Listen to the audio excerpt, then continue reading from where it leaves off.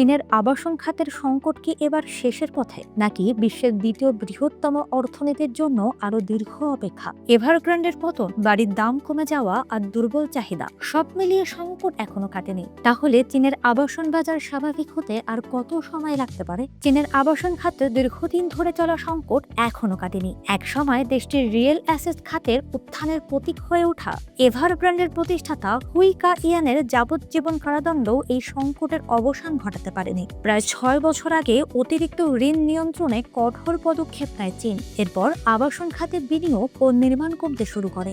দেশ জুড়ে পড়ে থাকে অসংখ্য অর্ধনির্মিত বাড়ি। বড় শহর বেইজিং ও সাংহাইয়েও নতুন বাড়ির দাম বৃদ্ধির গতি থেমে গেছে। কমেছে জমি বিক্রি, বাড়ি বিক্রি ও নির্মাণ কাজ। ছোট শহরগুলোর পরিস্থিতি আরও কঠিন। 2020 সালের তুলনায় অনেক এলাকায় পুরনো বাড়ির দাম প্রায় 1/4 কমেছে। এতে মানুষের সম্পদের মূল্য কমার পাশাপাশি ভোক্তায়ও দুর্বল হয়েছে। এর প্রভাব পড়েছে সামগ্রিক অর্থনীতিতে। এপ্রিল থেকে জুন প্রান্তিকে চীনের অর্থনৈতিক প্রবৃদ্ধি 4.3% নেমেছে, যা প্রায় 3 বছরের মধ্যে সর্বনিম্ন। অভ্যন্তরীণ চাহিদা দুর্বল থাকায় রপ্তানির উপর নির্ভরতা বাড়ছে।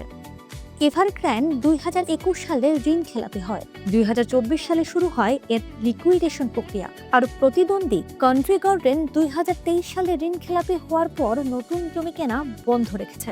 বিশ্লেষকদের মতে সংকটটি শুধু সাময়িক নয়, এর পেছনে রয়েছে কাঠামোগত সমস্যা। পরিবারের তুলনায় বাড়ির সংখ্যা বেশি এবং বহু মানুষ দ্বিতীয় বাড়িকে বিনিয়োগ হিসেবে ব্যবহার করেছেন।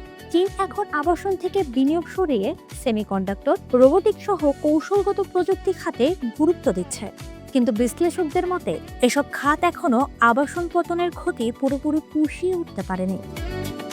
কেউ কেউ মনে করছেন বাজারের সবচেয়ে খারাপ সময় হয়তো পার হয়ে গেছে। তবে আরেকটি পূর্বাভাস বলছে অবিকৃত বাড়ির মজুদ শেষ করতে সময় লাগতে পারে আরো 18 মাস। আর বাজার পুরোপুরি ভারসাম্যে ফিরতে প্রায় 1 দশকও লেগে যেতে পারে।